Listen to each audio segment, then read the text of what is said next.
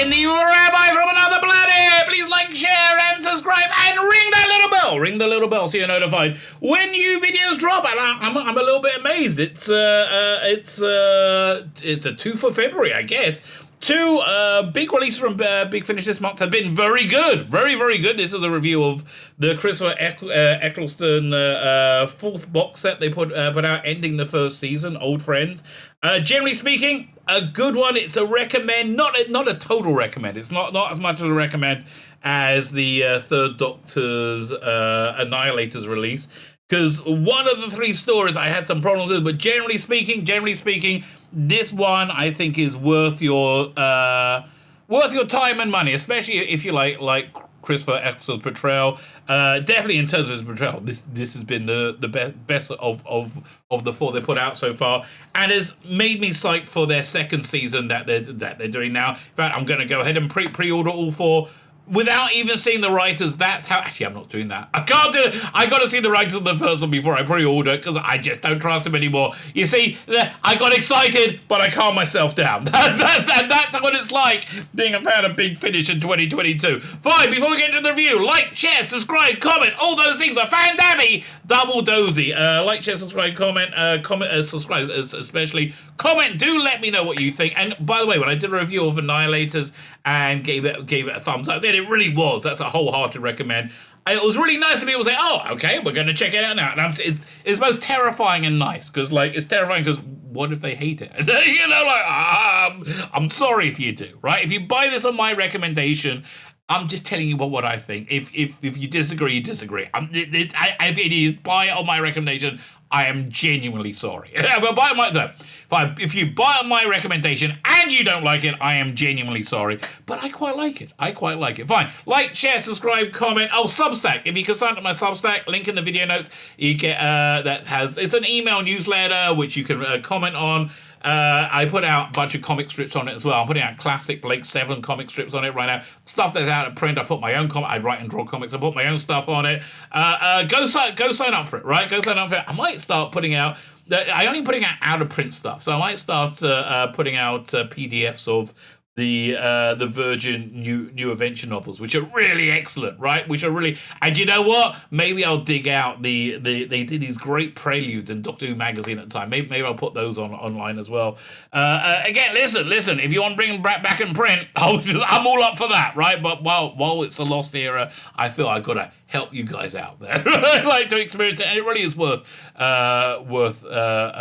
experiencing. Something else worth experiencing, I mean, other than my Substack, obviously, is this latest release. Let's have a look. Great cover, by the way. I don't know why they hid the Cybermen till release, right? They did say they didn't have Cybermen on the cover at all, and they had another Cybermen story on the third release, which was pretty darn good. My one weirdness about it was that this two-part cyber story, which is kind of like the season finale, and it, by the way, it tonally 100% fits into an Eccleston Doctor Who's the Eccleston Doctor Who. Really feels completely organic to it. And I think the big reason is that he's just relaxed a lot right now. In the first ones he did is like, listen, I need to work. Hey, I'm a working man, me. And, it's locked down. And there seemed to be very little emotions, like this is a job, it's a job, right? By the time he got to this one, he's clearly relaxed. And got to his rhythm. And not that he was bad in the other ones. Like in that first box set, it was wonderful to hear him again. But this one, he's really eased back into the role and is excited to do it. He's full of joy about it. And it's lovely, right? It's absolutely lovely. And it's really... it's the Doctor Who the excellent Doctor Who that we really always wanted, right? So that's really why it's a strong recommend. So the Cyber story is connected to the Cyberman story in the third box set, which was freaking awesome, which made me wish all three stories had been in this box set, and it would have been, this would have been one of the greatest releases that they've ever done. But not. So my problem was with this is really on the first story. The first story is Fond Farewell. Fond Farewell by David K. Barnes. Now, it's not a bad story at all. I don't think it was a Christopher Eccleston Doctor Who story at all, right? It jars with the era, and I'll explain to you why. Font 4 is an intergalactic funeral parlor with a difference. The deceased attend their own wake. Invited by celebrated naturalist Flynn Beckett to his memorial, the Doctor finds he's not quite the man he was, but who was still memories of a dead friend. So that's basically the premise in a nutshell. But there's a lot of stuff that just simply wouldn't have happened in the Russell T Davies era of Doctor Who, of Russell T Davies era of the Eccleston Doctor Who. So a lot of things that the writers really do pick up on is the deep morality and humanity of Eccleston's Doctor. They're all moral giants, but I think a little bit more so Eccleston. I think he's got that PTSD from the time war, making him so dramatically. He's a working class doctor, which is something they've never done before. He's a very shameless doctor, right? I always say this is shameless meets Doctor Who. So you have this interesting thing where he's meeting this old friend who's just died at his funeral. So that's the first thing that didn't really work for me, because you don't know who this old friend is, so you don't get that resonance. And if they're taking this a very, very heavy Cybermen story, you kind of get a feeling, Cybermen release, which it is, you kind of get a feeling they should have built up this character over the previous box sets, and they could have tied it into Cybermen in any number of ways. It could have been... who is it? There are many survivors of Cybermen stories. You got to have Eccleston meet up with one of them in the second box set, the third box set, and build it up. And now he's dead. It actually has some emotional resonance, but you don't care who this guy is. You don't know who he is. I mean, look, they play him as this like great, wonderful person, right? Sort of. So then, you get a bunch of the Eccleston's. I would say social moral rage, that he's upset that this is an expensive service of bringing somebody back from during their wake for them to interact so people can say goodbye. And he said, well, it's not available for everyone, it's just for rich people, and that really sets them off, right? But the crux of the story, and this is a reasonable spoiler. You've worked this out about a quarter to a third the way in. He's had this adventure with this character, Professor, who was it? Professor, I keep wanting to say Professor Kittlewell, but it's not. Professor naturalist Flynn Beckett, right? He's had this big adventure with him and this other girl who was there for the funeral, and it's all about how he had an affair with this other girl, and he's had other affairs, and his wife wanted that edited out of this facsimile they made. So the reason this fails, then firstly, I don't think you would have had this in the Russell T Davies era, because there is a real moral problem with infidelity, which is just not on the radar whatsoever. It's a real genuine portrayal. It's as evil as, I would say, more evil than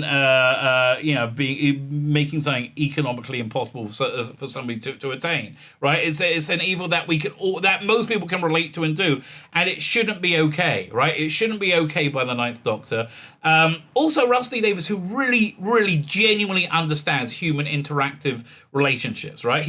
That's going through all of his works, how human beings slot together and how wonky and weird jigsaw shapes we all are, and yet we all slot together and we all create, these bonds, and have this guy like devastate the bond between himself and somebody very, very close to him, his wife. I found really, really jarring, and it upset me that they didn't care about it, right? Because I think it's just a basic lack of understanding of morality, which is a problem when you're dealing with like a very moral issue. So that one didn't really work for a couple of reasons, but it was a decent story, a well-made story, an interesting story, right? And I kept thinking, well, I just wish the character who had died had more resonance. Like, wouldn't it have been better if that was a facsimile of Eccleston's Doctor? Right, and he was dealing with it as well, that somebody had made. There's a lot they could have done with these interesting concepts, but again, I feel it betrayed what the Eccleston era was. So to a certain extent, I mean, I'm still, if I was going to give that story a rating out of 10, I will give it a 6.5. Right, which isn't bad. 6.5. It's yeah. I was 6.5 out, 6.5 to 7 even. Because it was competently written and well made. Just again, I think it was morally lacking. Now, it was written, but the writer of it said he remembers watching Eccleston when he was doing his GCSEs. Yeah, somebody with a little bit more life experience probably would have had a better take on this. But but the reason most people would buy this box set and put up front was to hear the Ninth Doctor meet the Brigadier, and oh boy, is that freaking awesome! It's awesome beyond awesome beyond awesome, and absolutely perfect. And I would say this two-part cyber story is a perfect Eccleston story, which is why this is a strong recommend for me. Right. So firstly, you got at the end of the last story. Eccleston's doctor wants to go and see an old friend, right? Wants to see somebody that he respects, that he loves, that he cares about, and so he goes looking for the Brigadier. The Brigadier is this older Brigadier played perfectly by John Coleshaw, right? Played absolutely perfectly by John Coleshaw and written perfectly by who wrote it? Roy Gill. Roy Gill really, really understands the Brigadier and really, really, really brings it home. So when Eccleston meets the Brigadier, he's investigating this paranormal-esque, Unity thing. The paranormal-esque occurrences at in Scotland, in a Scottish castle.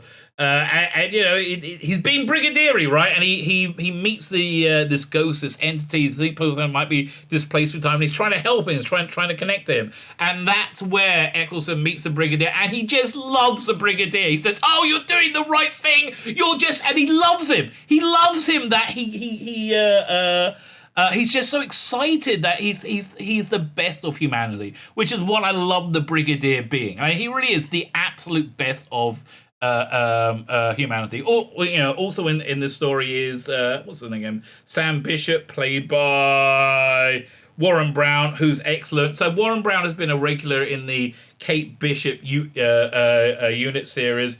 I still haven't listened to Unit Nemesis. I only got one story in, and they're releasing it next month. I guess that's a sign. I'm not rushing to get more of those ones. So this is a bit of a prequel story for him. Warren Brown is normally excellent, right? He's normally excellent in just about everything I've seen him in. I loved him in Luther. He's been very good in this. So this, again, very, very, very good cyber tale, which really ties into the essence of Eccleston. It's all about this incredible feat of industrial engineering, building the fourth bridge, and how the Cybermen were somewhat involved in that, and how workers were not properly. Because I don't want to spoil it, but how workers were somehow used to create this bridge by industrialists, which does very much ties into them, and how they become a cyber army 100 years later, which is wonderful, right? Again, all of it, the social justice of the Ninth Doctor, as filtered through 2005, Russell E. Davies, is here in full display. The lack of humanity of the Cybermen is a real issue, and it just throws everything up. And it's just a good story, right? It's just a good story, and it does have that season finale vibe. Cybermen are generally excellent. Well, it's performed by Nick Briggs, who knows what he's doing. Let's read the blurbs about these two stories. Where the Burymen. Oh yeah, so it starts off. There is a local tradition called the Burymen, which very much ties into the Cybermen. So you got all the Scottish folklore going on as well. Again, it feels very 2005 Eccleston type Doctor Who. So I really, really loved it. Young Sam Bishop is at a crossroads with girlfriend Fiona. He's staying in Scotland. He wants to travel the world. As the Burymen celebrations begin, ghosts haunt the fourth bridge. Brigadier Lethbridge arrives to investigate, and so does the Doctor. I think that's a pretty good blurb for that one. And then the fourth generation. The fourth generation have emerged. The Doctor and the Brigadier, Sam and Fiona, are at their mercy. They're Cybermen. They're just keeping it quiet. What they were. I don't know why. Again, I don't know why. Is there a way to defeat them? Has UNIT learned from the past? Can the enemy's nature change? Be changed for the future? Listen, a lot of really good ideas put into these two stories.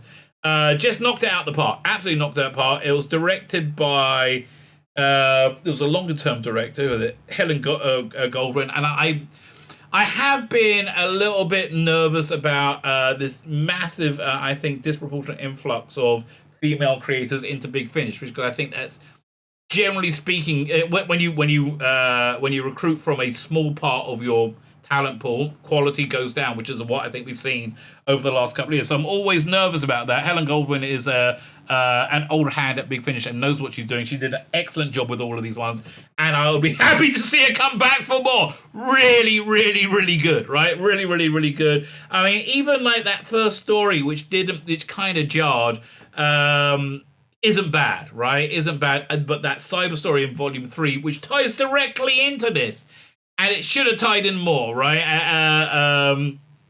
Was pretty darn good too.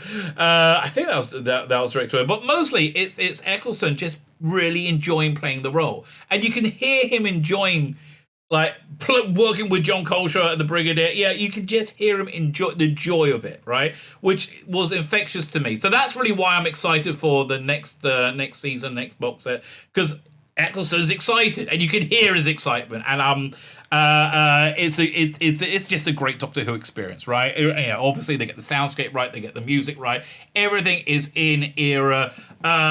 Looking forward to more, which is coming out in a couple of months, I think. Looking forward to more. So yeah, I'm very happy to make this my second recommend of the month for Big Finish. Please, Big Finish, keep this up, okay? Keep this up. I just want to support you. Okay? That's all I want to do. I just want to support you because, generally speaking, you've given us a lot of good Doctor Who, and you've done it once again. My name's Tzvi Lebetkin, the Rabbi from another planet. Please like, share, and subscribe, and ring that little bell. Ring the little bell so you're notified when new videos drop.